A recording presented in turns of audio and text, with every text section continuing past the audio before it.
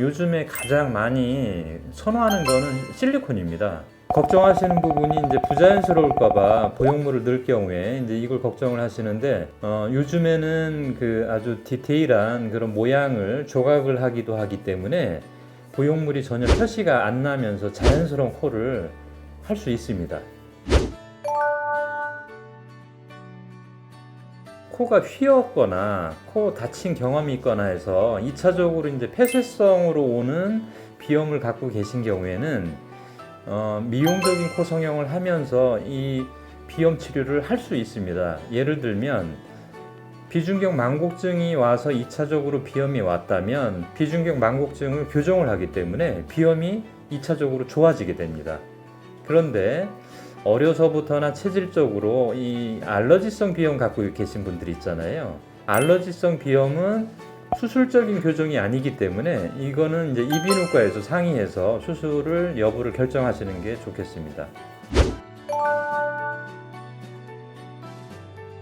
코성형하고 나서 이제 피지가 많이 생긴다는 거, 그것은 이제 팩트입니다. 왜냐하면 코성형을 하고 나면 이 피가 고이는 거, 그 혈종이라고 하는데요. 그걸 방지하기 위한 것과 그 다음에 보호 목적으로 부목이라는 거를 수술하고 나서 이제 콧등에 대거든요. 그 부목을 대게 되면 이제 소위 이제 피부가 숨 쉬는 게 어려워지니까 나중에 떼고 나면 이제 피지가 이제는 많이 생기고 이 트러블이 있는 경우가 굉장히 많습니다. 당분간 한 1, 2주 정도는 그런 각질 제거라든가 피부 관리를 하는데 더 신경을 많이 쓰셔야 됩니다.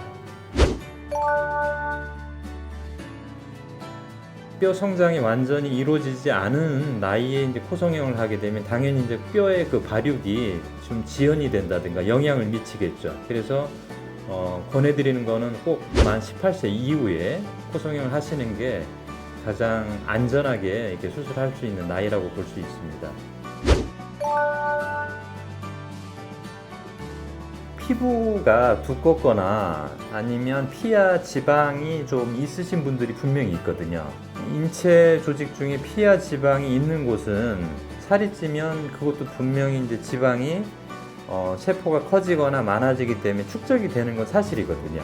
볼륨 자체가 큰 부위가 아니기 때문에 표시가 덜 나는 거고요.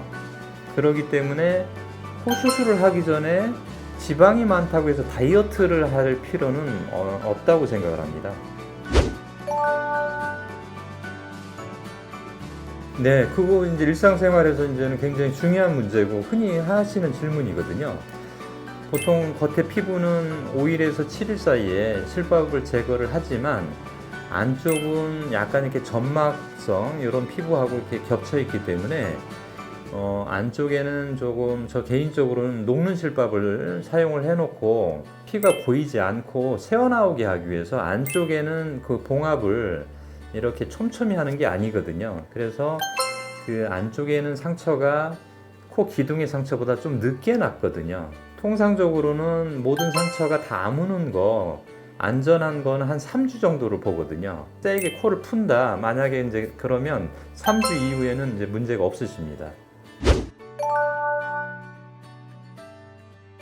코 성형 같은 경우에 보통 많이 사용하는 것이 실리콘과 고어텍스란 이제 보형물인데 염증이나 특별한 문제를 일으키지만 않았다면 인체에서 아무런 시간이 지난다고 해서 특별한 해를 미치지 않는 보형물이거든요. 그렇기 때문에 보형물은 시간이 오래 지났다고 해서 바꿔줄 필요는 없습니다. 그렇게 하는 이유는 이제 안쪽에 피가 고이는 거를 방지하기 위한 게 지혈 목적이거든요. 흔히 이제는 비중격 연골을 떼게 되면 연골을 뗀 자리에 출혈이 만약에 생긴다면 거기가 이제 좀 붓거든요. 피가 고이면서. 그래서 비중격에 이제 피가 혈종이 고이는 걸 방지하기 위해서 솜을 패킹을 하거든요. 비중격 수술한 부위에 해당되는 부위를 이렇게 눌러주게 되는 거죠. 근데 그 부위가 공기가 들어왔다 나갔다 하는 그런 통로에 해당되기 때문에 이제 숨쉬기가 이제 어려워지는 거죠. 연골을 싸고 있는 막이 있는데요. 그거를 온전하게 보존만 잘하면 출혈이 안 생기거든요. 그래서 저는 개인적으로 패킹을 하지 않거든요. 만약에 이제 패킹을 안 하는 그런 수술이면 환자분한테는 조금 불편한 게 좀 덜하니까 좀 편해 하시더라고요. 패킹을 해서 콧구멍이 변하는 거는 전혀 없고요. 안쪽에 이제 볼륨감을 좀 줘서 이렇게 좀 두툼하게 넣으면 좀 지혈되는 효과가 높겠죠. 조금 이제 콧구멍이 이제는 커지게 패킹을 하는 건 사실이지만 빼고 나면 그대로 모양을 그대로 유지하는 거죠. 코 성형에서 가장 많이 하는 수술이 고양이 수술이라고 하는 것과 귀족 수술이라는 것이 있습니다.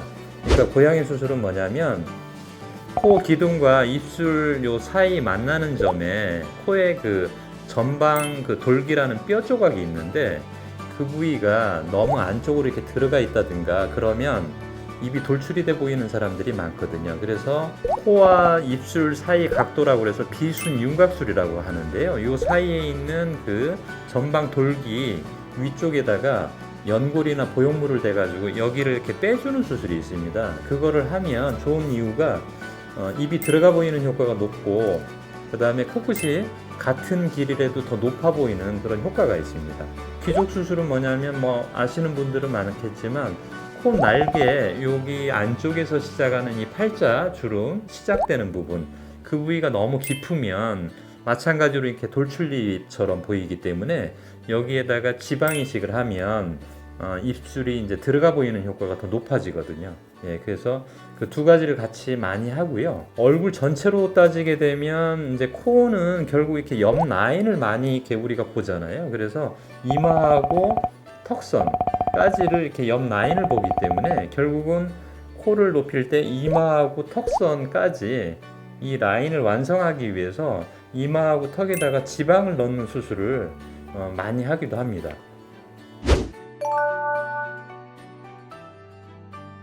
필러를 가지고서 코를 높이는 거를 효과를 내는 거잖아요. 근데 필러는 주사액의 이 특징이 약간 이렇게 젤리처럼 약간 부드러운 그런 용액에 가깝거든요. 그렇기 때문에 주사를 놨을 때 이 피부에 장력이 있기 때문에 올라가는 높이에 한계가 있거든요. 그러니까 실제로 내가 원하는 코의 높이를 필러로 내기는 어렵거든요. 나중에 언젠가는 내가 꼭 코 성형은 해봐야지 그런 걸 고려하신다면 굳이 필러를 미리 이렇게 한번 해보실 필요는 없으실 것 같고요. 조금 코를 보완을 하고 싶다 하는 그런 경우에는 필러가 굉장히 효과적인 또 대안이 될 수도 있습니다.